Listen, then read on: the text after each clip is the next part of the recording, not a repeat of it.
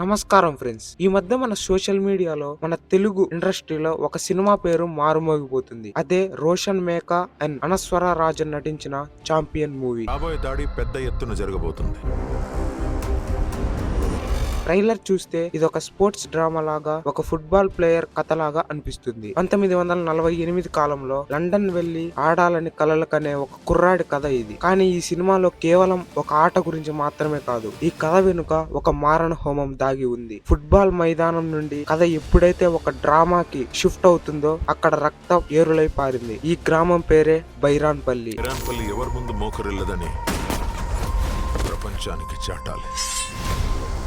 కేవలం ఒక సినిమా కోసం రాసుకున్న కల్పిత కథ కాదు ఇది. మన తెలంగాణ గడ్డ మీద మన తాత ముత్తాతలు అనుభవించిన నరకాన్ని చూపించిన కథ ఇది. ఆగస్టు 27, 1948. ఆ రోజు అసలు ఏం జరిగింది? ఒక సినిమా చాంపియన్ మనల్ని ఎంటర్టైన్మెంట్ చేస్తుంది, కానీ ఆ సినిమాకి స్ఫూర్తిగా నిలిచిన నిజమైన బైరాన్పల్లి ఘటన గురించి తెలుసుకోవాలంటే మనం కళ్ళల్లో నీళ్లు తిరగడం ఖాయం. ఈ రోజు మన వీడియోలో అసలు బైరాన్పల్లి గురించి, అక్కడ జరిగిన రక్తపాతం గురించి అండ్ నిజాముల యొక్క క్రూరత్వాన్ని ఈ వీడియోలో తెలుసుకుందాం. అసలు ఈ కథ అర్థం చేసుకోవాలంటే మనం 1947-48 కాలాల్లోకి వెళ్ళాలి. భారతదేశం మొత్తం 1947 ఆగస్టు 15న స్వాతంత్రం వచ్చి దేశమంతా సంబరాలు చేసుకుంటున్నాయి. కానీ ఒక్క ప్రాంతం మటుకు సంబరాలు చేసుకోవట్లేదు. ఆ ప్రాంతం పేరే హైదరాబాద్. హైదరాబాద్ అప్పట్లో నిజాం నవాబుల పరిపాలనలో ఉండింది. మనకి స్వాతంత్రం వచ్చిన తర్వాత ఈ నిజాములు హైదరాబాద్ ని ఇండియాలో విలీనం చేసుకోవడానికి తిరస్కరించారు. ప్రజలేమో మాకు ఇండియా కావాలి, మాకు స్వేచ్ఛ కావాలని రోడ్ల మీదకి వచ్చారు. ఈ తిరుగుబాటును అణిచివేయడానికి నిజాం దగ్గర ఉన్న ఒక క్రూరమైన ఆయుధం రజాకారులు. క్వాసిం రజ్వీ నాయకత్వంలో తయారైన వారే ఈ రజాకారులు. వీరు గ్రామాల మీద పడి చేసే అరాచకాలకు హద్దుండదు. పంటలు దొంగలిచ్చడం, ఇళ్లను తగలబెట్టడం, ఆడపిల్లల మాన ప్రాణాలతో ఆడుకోవడం వీరి నిత్య కృత్యాలు. కానీ ఇంతటి భయంకరమైన వాతావరణంలో కూడా రజాకారులకు ఎదురు నిలిచి వాళ్లతో కఠినంగా పోరాడారు బైరాన్పల్లి వీరులు. ప్రస్తుతం సిద్దిపేట జిల్లాలో ఉన్న ఒక చిన్న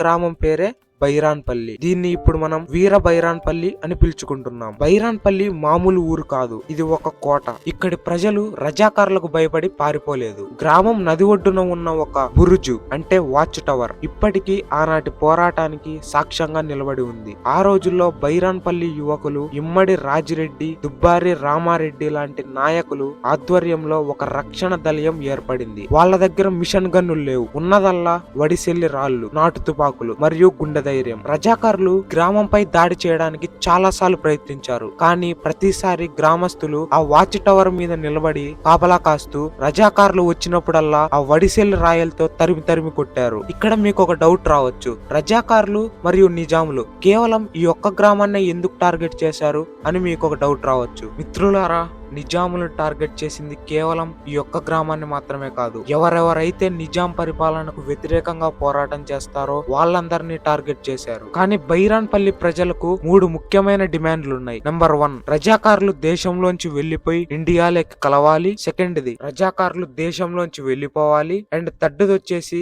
ముస్లింలకు తప్ప నాన్ ముస్లింస్ అందరికీ విధించే జిజియా ట్యాక్స్ ని రద్దు చేయాలి. ఇవి బైరాన్పల్లి యొక్క డిమాండ్స్. అండ్ మనం ఇంకా స్టోరీలోకి వెళ్తే నిజాం సైన్యం ఆ ఊరి పేరు వింటేనే ఉలిక్కిపడేలా చేశారు బైరాన్పల్లి వీరులు. ఆ అవమానాన్ని రజాకారులు తట్టుకోలేకపోయారు. బైరాన్పల్లిని ఎలాగైనా సరే నేలమట్టం చేయాలని డిసైడ్ అయ్యారు. చివరికి ఆ సమయం రానే వచ్చింది.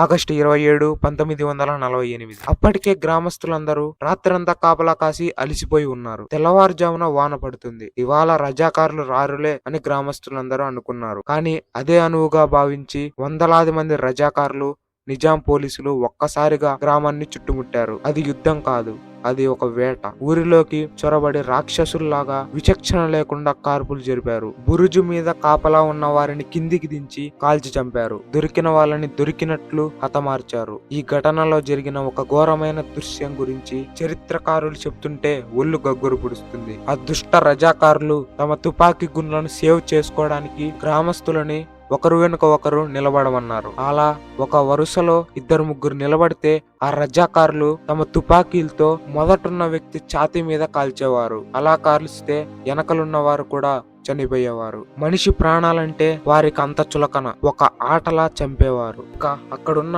ఆడపిల్లల వారి పరిస్థితి గురించి మాట్లాడాలంటే చాలా దారుణం. మన తెలంగాణ సంస్కృతికి, ఆత్మ గౌరవానికి ప్రతీక అయిన బతుకమ్మ పూలను దేవతగా కొలిచే పండుగ ఇది. కానీ ఆ కిరాతకులు ఏం చేశారో తెలుసా? బైరాన్పల్లి ఆడబిడ్డల బట్టలు విప్పించి నగ్నంగా బతుకమ్మ ఆడించారు. ఊహించుకుంటేనే భయమేస్తుంది. పారిపోతున్న మహిళలను వేధించి వారిని బావిలోకి దూకేలా చేశారు. అలా వారిని చూసి పైచాచిక ఆనందాన్ని పొందారు. ఆ ఒక్కరోజే దాదాపు 96 నుండి 118 మంది గ్రామస్తులు అమరులయ్యారు. రక్తం ఏరులై పారింది. అది ఒక అంచనా మాత్రమే, కానీ 200 మంది హిందువులు చనిపోయినట్టు కొన్ని రిపోర్ట్స్ చెప్తున్నాయి. ఈ నరకాన్ని కల్లారా చూసిన కొంతమంది ఆ గ్రామస్తుల సాక్షులు ఉన్నారు. ఎన్ మల్లయ్య, చర్లా చంద్రారెడ్డి లాంటి పెద్దలు ఆ రోజు జరిగిన ఘోరాన్ని చెప్తుంటే ఇప్పటికీ కళ్ళల్లో నీళ్లు తిరుగుతున్నాయి. రీసెంట్ గా champion cinema hero Roshan Meka, ఆ మూవీ టీం కూడా బైరాన్పల్లిని సందర్శించారు. అక్కడ అమరవీరుల ధూపానికి నివాళులు అర్పించారు. ఈ సినిమా ద్వారా